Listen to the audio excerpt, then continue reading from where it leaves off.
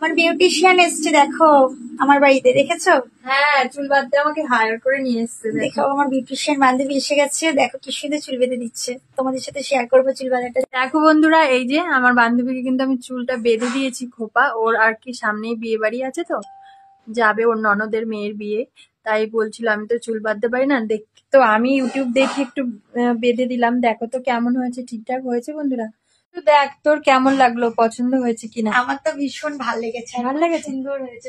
এবার ফুলটা দিয়ে দিবি, আরো সুন্দর হয়ে আর যাবে। যেদিন যাবি সেদিন তো বেঁধেই দেবো। ঠিক আছে, আর আমারও সামনে বিয়ে বাড়ি আছে, তুইও কিন্তু আমাকেও বেঁধে দিস। তো চল একটু পেছনটা ঘুরে দেখা কেমন হয়েছে।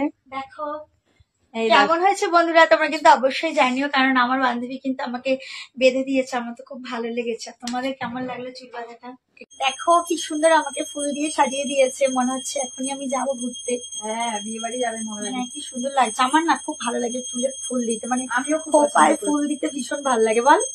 আমার তো ভীষণ ভালো লাগে। আর মানে কোনো অনুষ্ঠানে দেখবি মানে বউদেরকে একমাত্র খোপাতেই বেশি সুন্দর লাগে, আমার তো খোপা ভীষণ ভালো লাগে। আর দেখো কেমন লাগছে অবশ্যই কিন্তু জানিও। আমার বান্ধবীর বেঁধে দেওয়া চুল, আর আমার বান্ধবীর প্রথম হাতে খড়ি। হ্যাঁ, সেটা বল। সত্যি আমি প্রথম ওর উপরেই ট্রাই করলাম। প্রথম হাতে খড়ি মোটামুটি হয়েছে বল। হ্যাঁ, আমার তো ভীষণ ভালো লেগেছে। শোন, আমরা নিজেরা যা পারি এটাই যথেষ্ট। একদম আমার তো ভীষণ পছন্দ হয়েছে। আর তোমাদের কেমন লাগলো অবশ্যই কিন্তু জানিও।